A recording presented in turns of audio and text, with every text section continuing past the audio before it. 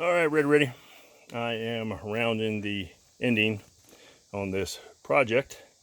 But for those of you out there looking to build something similar to this, before I finished, I was going to show you some of the finish work that I did.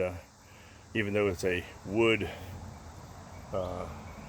fire pit woodshed, I still like to make it looking complete and finished. So, and then structurally sound. So I'm going to show a few of the structural elements that I've done, and then a couple of the little things I've done to just make it aesthetically pleasing to look at, as opposed to just a bunch of boards with some pressure treated facing lumber, 1x6s. So I'm gonna flip it around here.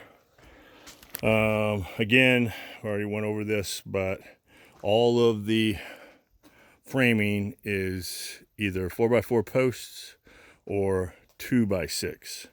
And to give myself plenty of vertical support and nailers, I went with 2x6s, and then as you can see, I did pocket hole screws to give them some strength.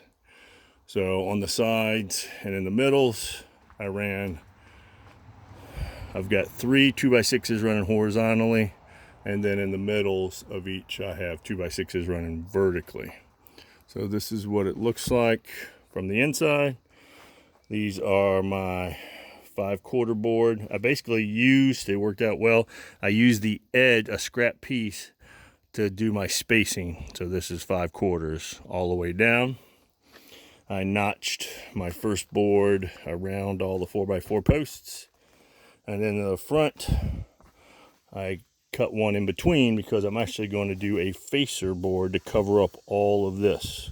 Probably a 5/4 board will go across this.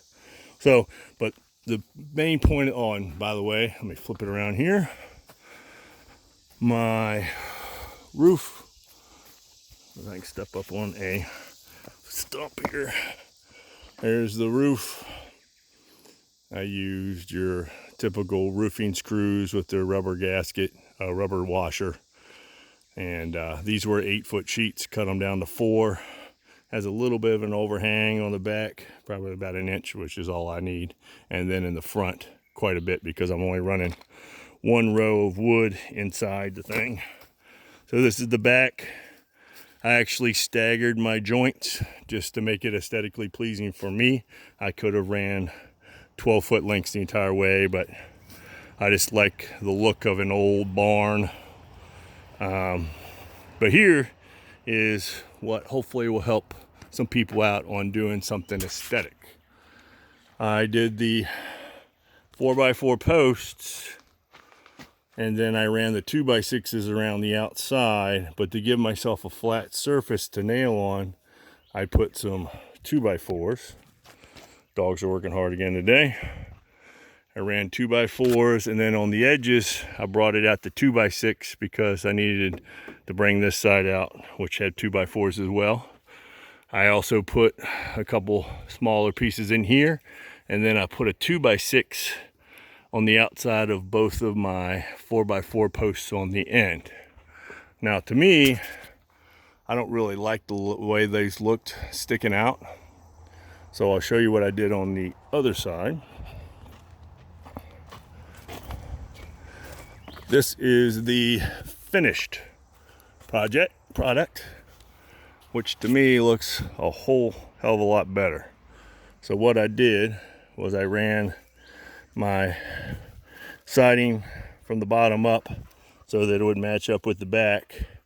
And then when I got up to here, I cut the excess off of that 2x6 here, and I kept running it up. Then I cut the excess off of this side, and then I cut the excess off the top, just to give it a very clean look. And like I said, I'm going to do a facer board to cover up all these ends. And I'm actually going to run a couple more 2x6s across the top to then put an angle piece. More just decorative, because I like the look of it. So anyway, there you go. So if you're really into making it look finished at the end, you're willing to do a couple extra steps. So this is what it looks like on the inside. So very stable, and everything's lagged together with lag bolts, and everything is screwed together. No nails in this thing, all screws. I never use nails if I can help it, because I like to be able to take it apart if a board splits, because inevitably one of these pressure treated boards, as they dry out, will crack and you need to replace it. And the best way to replace that is using screws. Anyway, thanks for watching. Later.